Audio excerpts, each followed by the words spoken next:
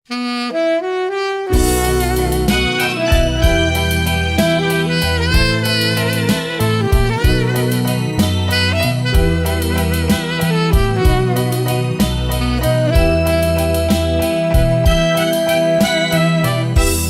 រឿង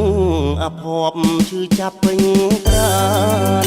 ព្រោះតែម្ដាយក៏លយានគាត់រាប់អានតែអ្នកមានប្រាំងបងជាកម្មករ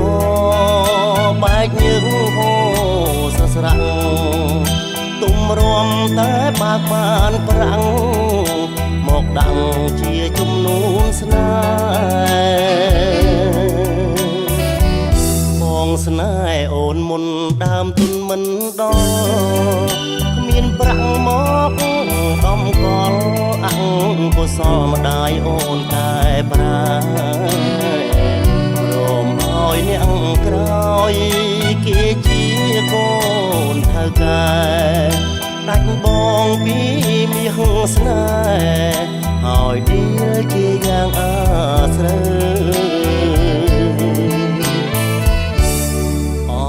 អ្នកក្រតូចៀបដូចខ្ញុំការដែលខំដាំកម្មមកដាច់យកទៅ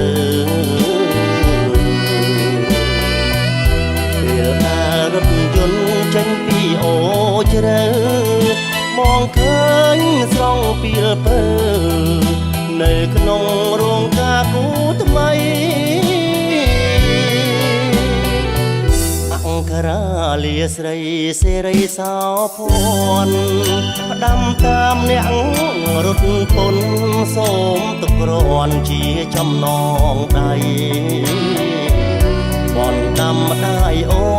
នផ្ដាច់បងពីចរណៃជាតិនេះបងចាញ់ដៃព្រួងម្ដាយថ្លៃលក់កូនយកលុយ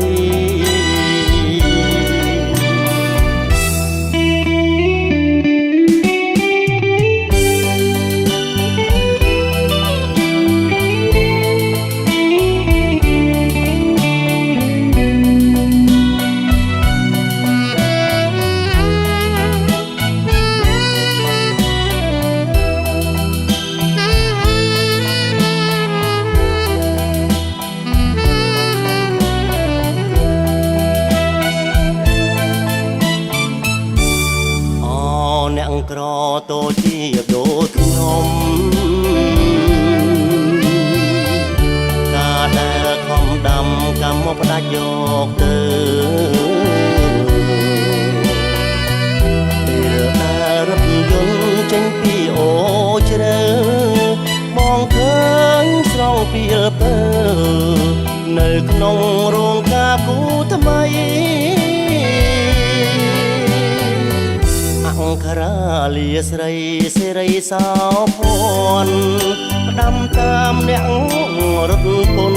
សូមទុកគ្រាន់ជាចំណងដៃបនដាំម្ដាយអូនផ្ដាច់បងពីចរណៃជាតិនេះបងចាញ់ដៃព្រួងម្ដាយថ្លៃលក់កូនយកលុយ